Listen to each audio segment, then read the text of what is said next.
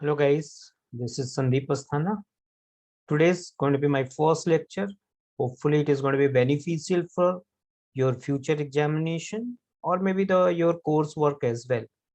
First topic that I'm going to start with is that I'm going to talk about the hormones and how exactly my focus would be that how exactly the hormone works. I'm talking about the human or the animal hormones, how exactly they're going to work. Let me talk about those mechanisms. First thing that we need to talk about is that I'll show you the one important thing is that the hormones and its functioning we can divide on the two ways. One way is that what kind of hormone it is. If suppose hormone we can keep in the two category, it could be hydrophilic,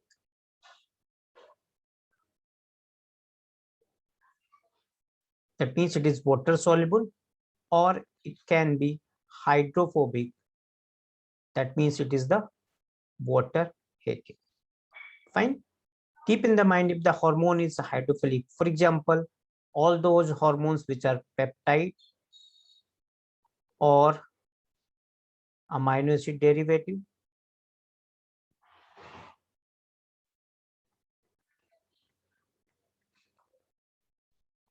usually they are soluble in water, whereas all the steroid or lipid derived hormones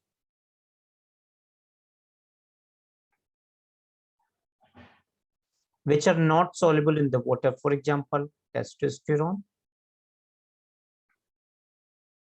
it could be cortisols, it could be estrogens, it could be progesterone, etc.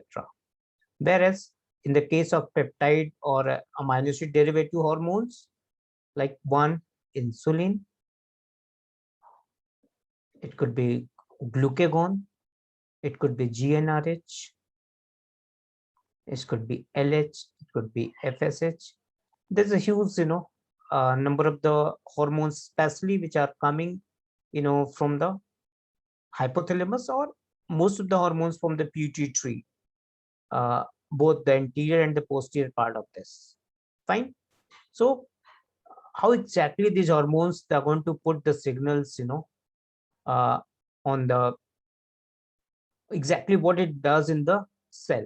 So those which are hydrophilic will have a cell surface receptor, means these hormones never going to enter into the cell. That means this cell surface receptor, which is a protein which is present on the plasma membrane.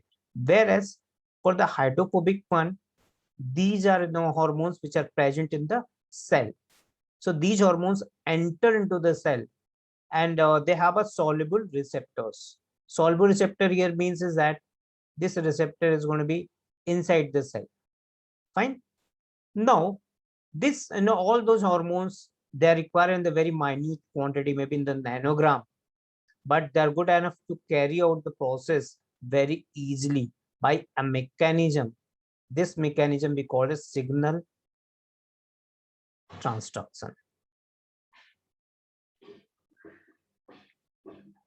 Exactly what happened in the signal transduction, there'll be three steps. One is going to be the reception, which may happen at the two places on the cell. Suppose this is the cell, so the reception can happen over in those cell surface receptor, or we have the some soluble receptor where you can see a hormone can come and bind over. Look at this. Fine. So reception can occur at the cell surface, or it can happen within the cell. Okay. Then second step is that there will be amplification of this signal. Okay. So this called as transduction. Basically, it is carried out by the second messenger,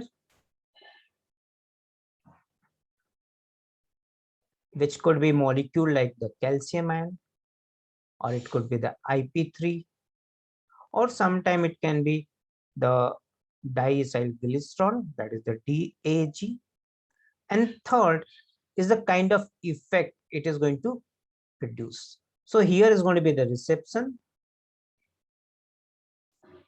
and this is going to do the going to activate the many protein, that is the transduction and amplification, and it might go into the nucleus more than often to change the gene expression. This is going to be the transduction,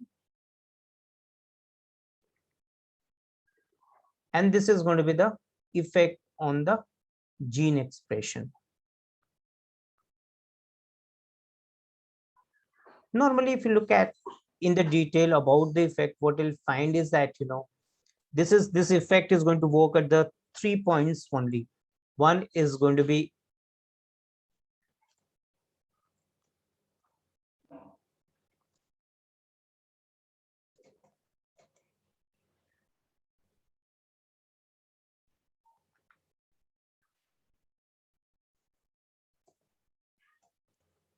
this is going to be at the 3 important point. One is going to be it is going to change the gene expression.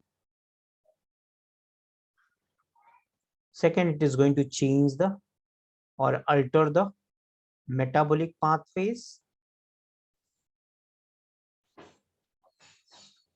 And third thing it is going to do is that it is going to alter the cytoskeleton. So 3-way it is going to work, and this is going to be important part of it. And this is how the any hormone it produces its effect on the cell. I'm talking about the individual cell. Let me show you something more, and we'll try to figure it out what exactly is that. Fine. So just the wait a while so that I can open you the few important the slides in order to show you.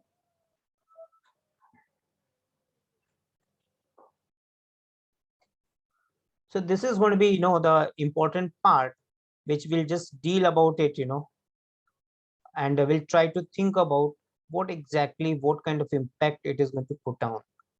Okay, so just like let me show you something which is very, very important. Visually it will be more clear to you whatever I explained you. Okay, let's go into that and we'll try to figure it out exactly what is it.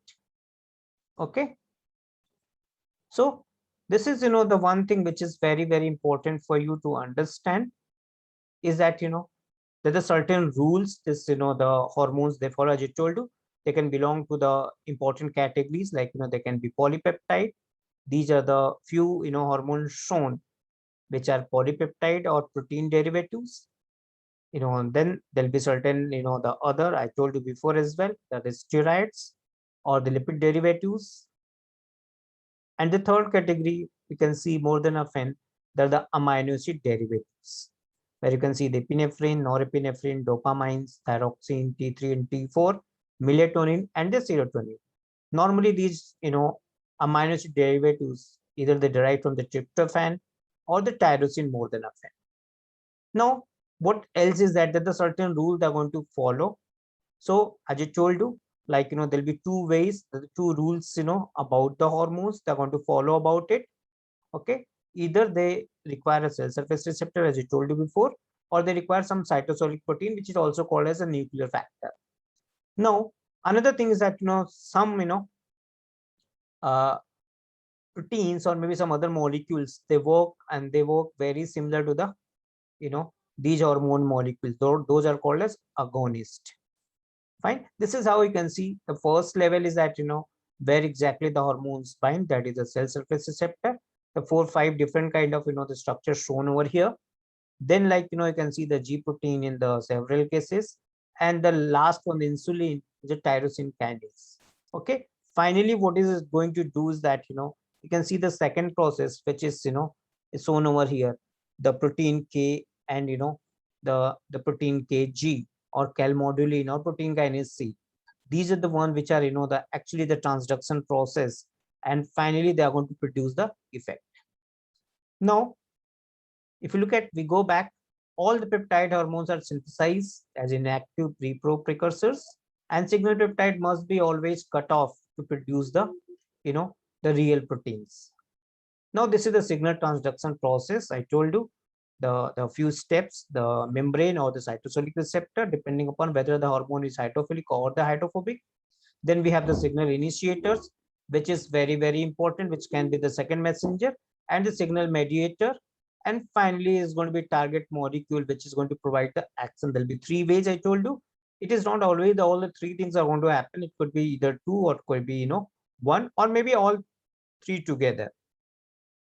This is how the hormone work. One system I'm just going to explain you that, which is very, very common, the cyclic MP system, where the receptor is going to be G protein, which is going to activate the adenylyl cyclase, which will cut off the adenine or ATP into the cyclic MP, which can be G protein, can be both the inhibitor or the stimulator, and the protein kinases are going to be produced, and which is going to produce the effect by just the phosphorylating the several transcription factors.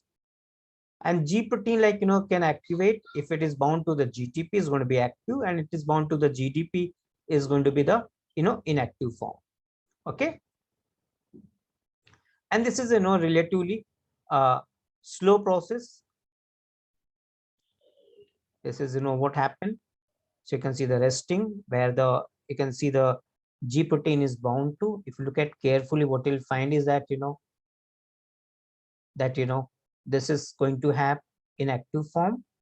You can see over here, and this is going to be the active form. Now the next thing which is going to happen over here is that they're going to produce the signal,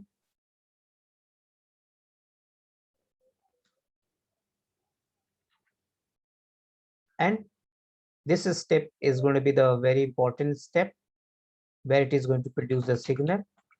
And one important thing which is going to happen over here, you can see the cyclic MP is going to be formed. Okay, and again it gets activated.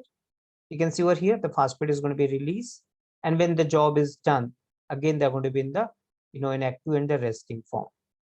This is how the different molecule, which is the tyrosine kinase related one, as I told you, the ligand in this case is going to be the insulin, and which is causing the cross phosphorylation. You can see over here, these the STAT, or these are the the proteins which are going to be activated in this process.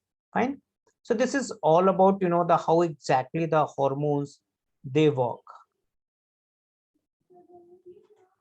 Okay, so this is the one way we do this process. Hopefully this concept will help you a lot.